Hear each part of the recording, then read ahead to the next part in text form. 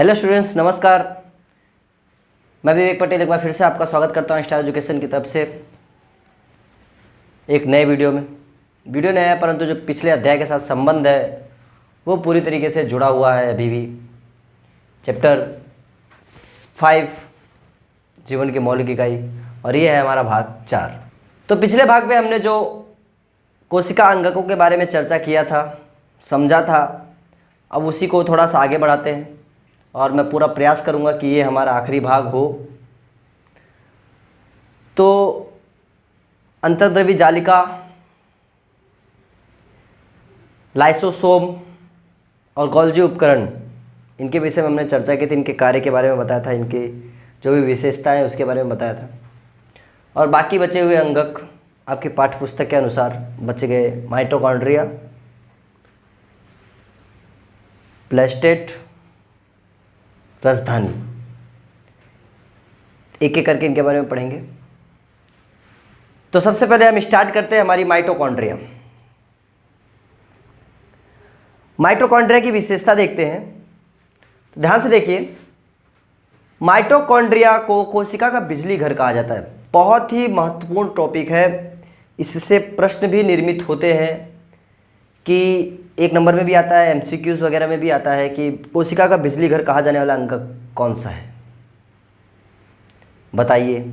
या फिर ऑप्शन में आएगा, फिलिंग द ब्लैंक्स में भी आ सकता है।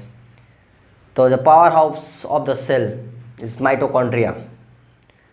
दूसरी विशेषता है इसकी, या दोहरी झिल्ली वाली रचना होती है।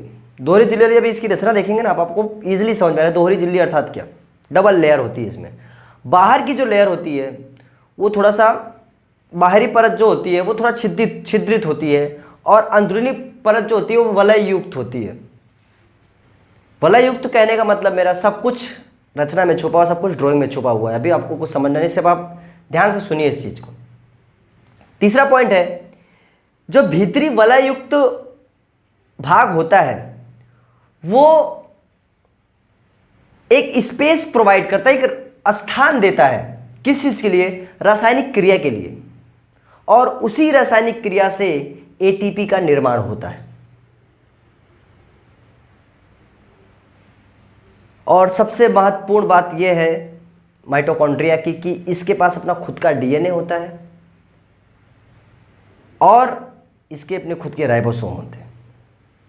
अब हम बात करते हैं माइटोकॉन्ड्रिया के कार्य की।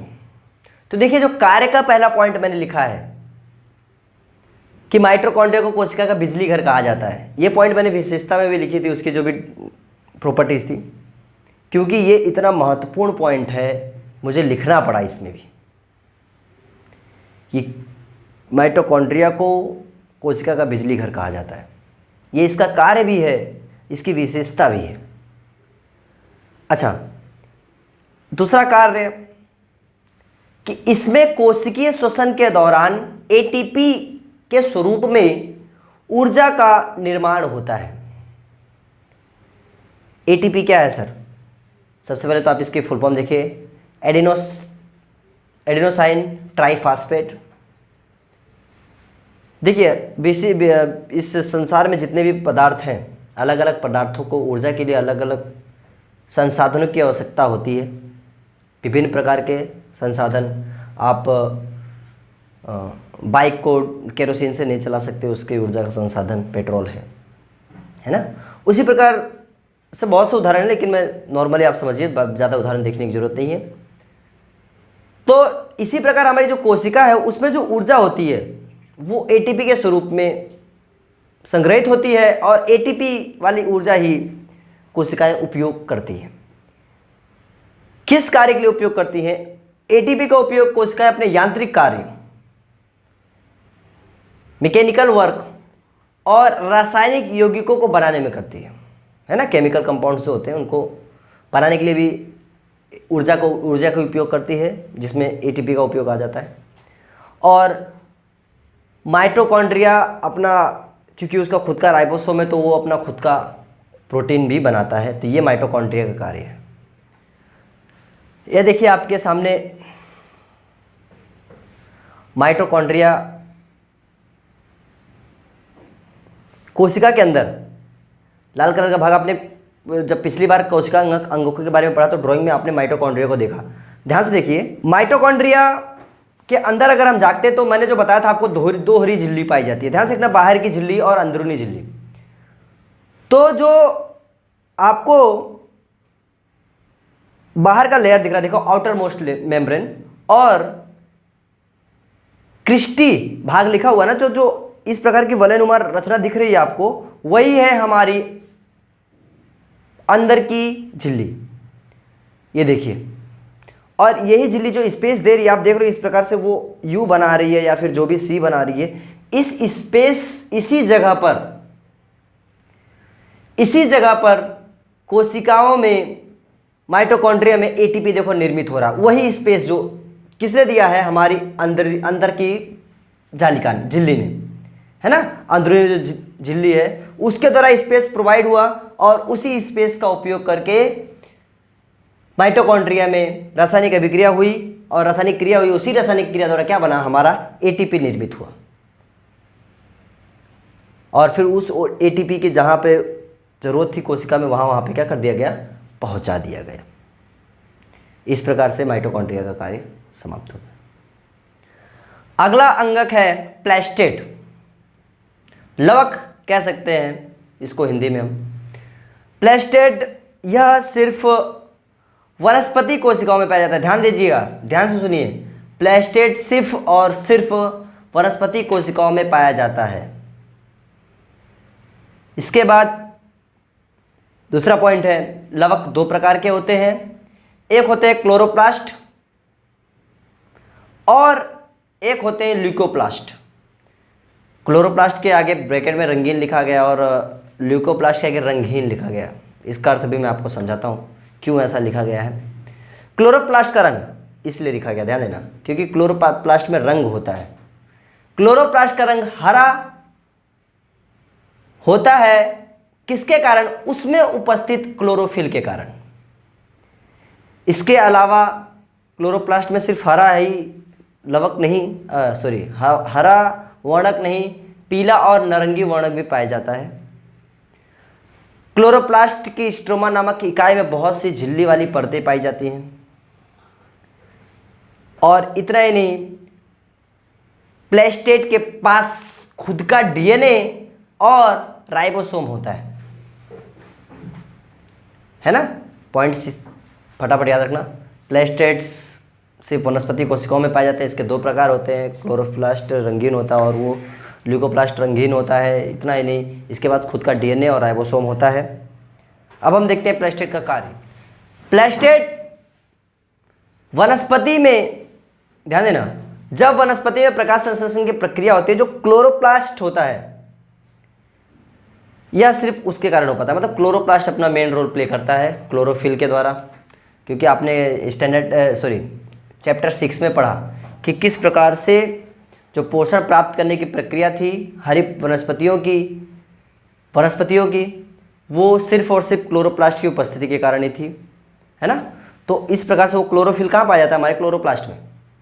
बड़ी क्लासों में पढ़ोगे उनकी संरचना आप। अगला पॉइंट, प्लेस्टेट का जो दूसरा प्रकार होता है प्लेस्टेट का, जिसका नाम ल्यूकोप्लास्ट था, उसका कार्य है स्टार्च, तेल और प्रोटीन का संग्रहण करना और जरूरत आने पर उनका प्रवाह, मतलब जो भी जरूरत आने पर उनका उपयोग कराना। ये प्लेस्टेट के दूसरे प्रकार ल्यूकोप्लास्ट का कार्य होता है। अब आप क्लोरोप्लास्ट की ड्राइंग देख लीजिए। क्लोरोप्लास्ट में आपको जो मैंने झिल्ली नुमा रचना बताई स्ट्रोमा में, वो भी देख लीजिए, आपको दिख रहा होगा। और इस प्रकार से प्लेस्टेट का कार्य समाप्त। अगला अंगक जिसका नाम है रसधानी, और आपकी किताब का आखिरी अंगक। रसधानी को अगर ध्यान से देखा हमने पिछले भाग में मैंने आपको दिखाया था, तो आपने देखा होगा, तो प्राणी कोशिका में आपको उसको इंगित नहीं किया गया होगा। तो आप लोगों को सर ने रसधानी तो बोल दिया, रसधानी तो ड्राइंग में दिख नहीं रही है, क्योंकि प्राणी कोशिकाओं में जो रसधानी होती है उनका आकार वनस्पति यानी पादप कोशिकाओं से बहुत ही ज़्यादा छोटा होता है। इस वजह से जो प्राणी कोशिका होती है उनमें रसधानियाँ छोटी दिखाई देती हैं और वनस्पति कोशिकाओं में बड़ी। पादप कोशिकाओं में। पादप कोशिकाओं की राजधानी की तुलना में प्राणी कोशिकाओं की राजधानी बहुत ज़्यादा छोटी होती है। देखिए पहला पॉइंट हमारा उसी को लेकर है। पादप कोशिका की जो राजधानियाँ होती है, अब जो बड़ी होती है तो कितनी बड़ी होती है, प्रश्न ये भी आता है। तो मैं आपको बता दूं कि वो इतनी बड़ी होती है कि जो कोशिका होती है ना उसके आयतन का 50 से 90% जितना भाग घेर लेती है। जितना उसका आयतन है उसका कितना 50 से 90% जितना भाग घेर लेती है। और आखिरी पॉइंट है, राजधानियां ठोस और तरल पदार्थों का संग्रह करती हैं, इसलिए वो ज़्यादा बड़ी होती है। आगे हम देखेंगे राजधानियों के कार्य। राजधानियों में भरा हुआ कोशिका द्रव्य जो कोशिकाओं को स्फीत और कठोरता प्रदान करता है, हार्डनेस, है ना, क्योंकि राजधानियाँ बड़ी होती हैं तो इसलिए हम ऐसा कह सकते हैं कि जिस कोशिका में राजधानी है वो ज़्यादा कठोर है। इसलिए हम ऐसा कहेंगे कि जो हमारी पादप कोशिकाएं होती हैं वो हमारी प्राणी कोशिकाओं से अधिक कठोर है, ऐसा कह सकते हैं। पहला तो कोशिका भित्ति की उपस्थिति, उसकी वजह से कुछ कठोरता, और कुछ कठोरता राजधानियों की वजह से। दूसरा पॉइंट, ये कुछ महत्वपूर्ण पदार्थ जैसे कि अमीनो एसिड्स, शर्करा और प्रोटीन आदि का संग्रह करती हैं और जरूरत आने पर उनका उपयोग। तीसरा पॉइंट, जो एक कोशिकीय प्राणी होते हैं ना, जैसे कि अमीबा हो गया, पैरामीशियम हो गया, ये राजधानियों का उपयोग करके खुराक ग्रहण करते हैं और उनका पाचन भी, उसके साथ साथ उत्सर्जन भी राजधानियों द्वारा ही करते हैं। चैप्टर 6 में आपने ये भी पढ़ा होगा ना, अमीबा किस प्रकार से भोजन का ग्रहण करता है, अपनी राजधानियों को वो किस में कन्वर्ट करता है, कूटपाद में कन्वर्ट करता है। कूटपाद में कन्वर्ट करता है और उन्हीं कूटपाद के द्वारा खुराक को ग्रहण करता है, राजधानियों में उनको पाचन करता है, पुनः पाचन करता है, शोषण करता है और फिर उसका उत्सर्जन भी राजधानियों को तोड़कर करता है ना। उदाहरण में देखिए अमीबा। तो इस प्रकार से हमारे सभी अंगों का कार्य, सभी अंगों के बारे में मैंने इस चैप्टर में बता दिया। मुझे उम्मीद है आपको चारों भाग, इस अध्याय को लेकर के जो चारों भाग था वो आपको समझ में आया होगा अच्छी तरीके से। किसी किसी की पुस्तक में आगे कोशिका विभाजन भी दिया गया और किसी किसी की पुस्तक में कोशिका विभाजन नहीं भी दिया गया है ना। तो जिसके किताब में नहीं दिया गया, जिसकी किताब में दिया गया, उस कन्फ्यूजन को दूर हटाओ, उस चीज़ को हटाओ। मैं आपको सिंपली बता रहा हूँ कि उस पर भी अलग से वीडियो बना देंगे। चलता हूँ, नमस्कार। फिर हाजिर होऊंगा नए पार्ट के साथ, नए चैप्टर के साथ और नए वीडियो के साथ। तब तक के लिए घर पे रहिए और सुरक्षित रहिए।